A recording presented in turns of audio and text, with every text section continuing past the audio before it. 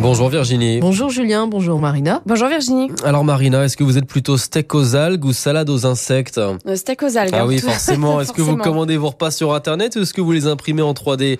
Comment les Français mangeront-ils demain? Eh bien, le cabinet Alim Avenir a mené l'enquête et voilà donc le portrait du mangeur de 2030. Alors d'abord, la salade aux insectes devrait rester une niche car c'est culturel. Manger des sauterelles ou des mouches, ça fait assez peu envie aux Français. En revanche, les insectes sous forme de farine vont nourrir plutôt le bétail, vaches, cochons et poules, que nous mangeons ensuite. Ça, c'est certain, c'est une source de protéines pas chère qui va se développer.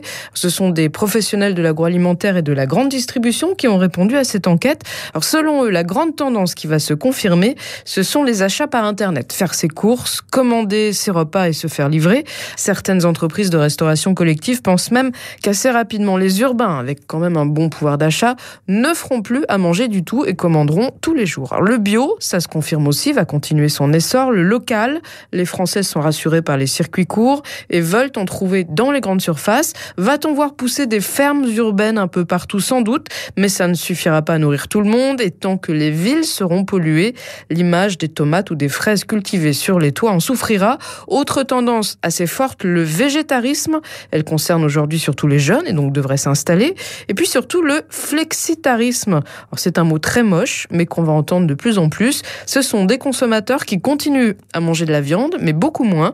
Ils achètent de la qualité, des labels, sont prêts à mettre un peu plus cher pour se faire plaisir. Merci Virginie, c'est Notre Planète à retrouver sur rtl.fr.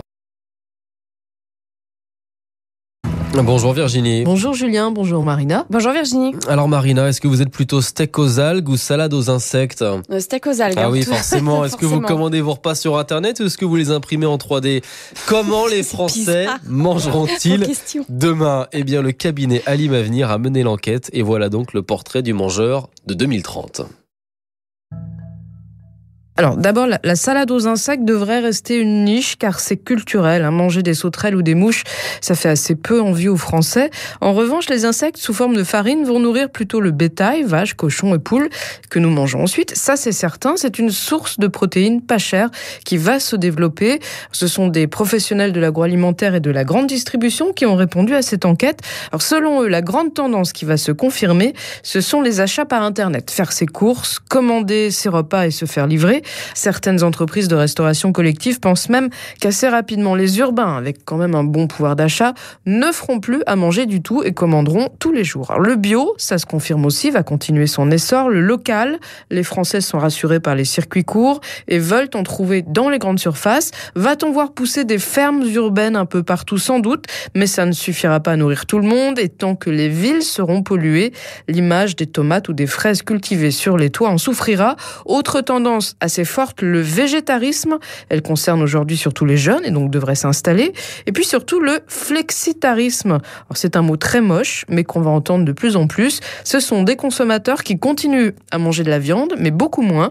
Ils achètent de la qualité, des labels, sont prêts à mettre un peu plus cher pour se faire plaisir. Merci Virginie, c'est Notre Planète à retrouver sur rtl.fr.